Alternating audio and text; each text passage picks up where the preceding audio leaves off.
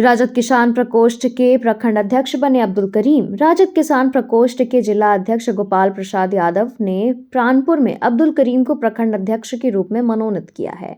अब्दुल ने इस जिम्मेदारी को स्वीकार करते हुए कहा कि वह संगठन को मजबूत करने और किसानों के हित में कार्य करने के लिए पूरी तरह से समर्पित रहेंगे।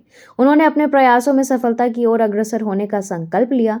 इस अवसर पर किसान प्रकोष्ठ के प्रधान महासचिव हरिलाल प्रसाद और अन्य राजद नेता भी उपस्थित थे।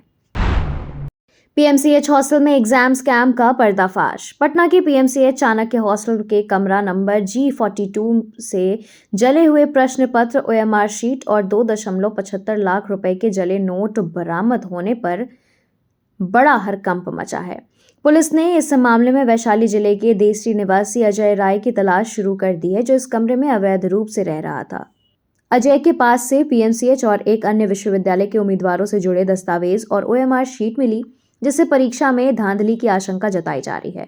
पुलिस ने 2 संस्थानों को पत्र लिखकर जानकारी मांगी है।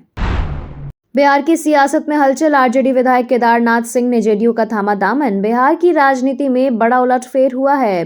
बिनियापुर से राजद विधायक केदारनाथ सिंह ने जेडीयू में शामिल होकर मुख्यमंत्री नीतीश कुमार का समर्थन किया। उन्होंने अपने फैसले को पारिवारिक भावनाओं से जोड़ा और कहा कि वे अपने भाई और पूर्व सांसद प्रभुनाथ सिंह के साथ रहना चाहते हैं। केदारनाथ सिंह ने सीएम नीतीश की कार्यशैली की सराहना करते हुए राजद के मोहभंग की बात कही और इस कदम को राजद के लिए बड़ा झटका माना जा रहा है। जेडीयू उम्मीदवार ललन प्रसाद के पास पुरानी बाइक, 2.5 एकड़ जमीन और सहारा इंडिया के शेयर। बिहार विधान परिषद उपचुनाव के लिए जेडीयू उम्मीदवार ललन प्रसाद ने गुरुवार को नामांकन किया। उनके शपथ पत्र के अनुसार उनके पास नगद 24,700 रुपए और बैंक खाते में 78,321 रुपए हैं। उनके पास कोई कार नहीं है, सिर्फ 18 साल पुरानी बाइक है। ललन प्रसाद और उनकी पत्नी ने 1-1 लाख रुपए के सहारा इंडिया के शेयर बॉन्ड भी खरीद रखे हैं। उनके पास 2.5 एकड़ जमीन और बच्चों के नाम बचत खाते में मामूली राशि जमा है।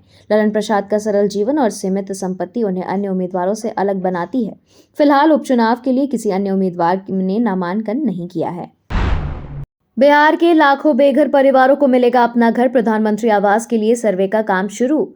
बिहार के लाखों बेघर परिवारों के लिए गुड न्यूज है। बिहार सरकार ने प्रधानमंत्री आवास योजना ग्रामीण यानी पीएम आवास के तहत बेघर परिवारों को पक्के मकान मुहैया कराने के लिए 10 जनवरी से एक नया सर्वे शुरू किया है। इस सर्वे का उद्देश्य उन सभी परिवारों की पहचान करना है जो बेघर हैं या जिनके पास पक्का मकान नहीं है। यह सर्वे 31 मार्च तक चलेगा और राज्य की सभी पंचायतों को इसमें शामिल किया जाएगा। बिहार की सियासत में आरसीपी टैक्स के बाद अब डीके टैक्स की एंट्री। बिहार की सियासत में आरसीपी टैक्स के बाद अब डीके टैक्स की एंट्री हो गई है।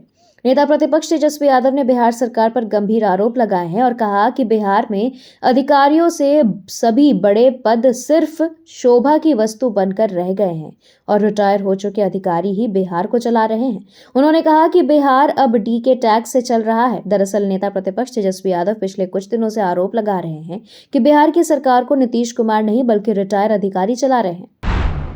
नीतीश कैबिनेट ने खोला खजाना। सरकार ने 308 ब्लॉक में इस काम के लिए दी 60 अरब की राशि।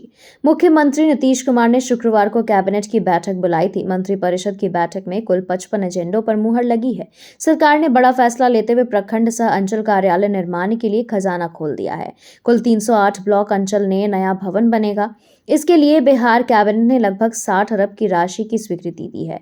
बिहार के 26 जिलों के 72 चौक चौराहों पर यातायात उल्लंघन करने पर ऑटोमेटेड चालान कटेगा। चिराग पासवान ने राज्यपाल से मिलकर बढ़ाई अटकलें। बिहार में सियासी हलचल तेज हो गई है। जब लोजपा रामविलास के अध्यक्ष और केंद्रीय मंत्री चिराग पासवान दिल्ली से लौटते ही राज्यपाल आरिफ मोहम्मद खान से मिलने पहुंचे। यह मुलाकात मुख्यमंत्री नीतीश कुमार की राज्यपाल से मुलाकात के बाद हुई, जो पहले ही सियासी चर्चा का कारण बनी थी। चिराग ने यह मुलाकात कई सवालों को जन्म देती है और क्योंकि उनके और राज्यपाल के बीच क्या चर्चा हुई, यह अभी तक स्पष्ट नहीं हो पाया है। बिहार में सियासी सस्पेंस बढ़ते हुए दिख रहा है, खासकर उस समय जब राज्य में आगामी कैबिनेट विस्तार और चुनावी चर्चाएं हो रही हैं। यह मुलाकात बिहार की राजनीति को एक और नई दिशा दे सकती है। तेजस्वी के इंडिया गठबंधन खत्म होने के बयान पर आरजेडी सांसद का पलटवार। राजद सांसद अभय कुशवाहा ने तेजस्वी यादव के इंडिया गठबंधन खत्म होने के बयान पर प्रतिक्रिया दी है। पटना में पत्रकारों से बात करते हुए उन्होंने कहा कि इंडिया गठबंधन कहीं भी खत्म नहीं हो रहा है और इसकी मौजूदगी हर जगह बनी हुई है। उन्होंने यह भी कहा कि यह मुद्दे बड़े नेताओं के स्तर पर उठाए जाते हैं और सभी घटनाएं जल्द ही सामने आएंगी। भाजपा के गठबंधन को लेकर भी उन्होंने सवाल उठाए, खासकर लोकसभा में वन नेशन वन इलेक्शन पर हुई वोटिंग को लेकर के, जिसमें एनडीए के बाद 269 तक सीमित रह गए। कुशवाहा ने दावा किया कि इंडिया गठबंधन की एकता से भाजपा घबराई हुई है। तेजस्वी के बयान पर बिहार कांग्रेस अध्यक्ष का पलटवार, कहा कोई फर्क नहीं पड़ेगा। बिहार कांग्रेस के अध्यक्ष अखिलेश प्रसाद सिंह ने तेजस्वी यादव के इंडिया गठबंधन को लेकर दिए गए बयान पर मीडिया पर बढ़ा चढ़ाकर खबरें दिखाने का आरोप लगाया। उन्होंने कहा कि बिहार में पहले से ही गठबंधन है और इसका कोई असर नहीं पड़ेगा।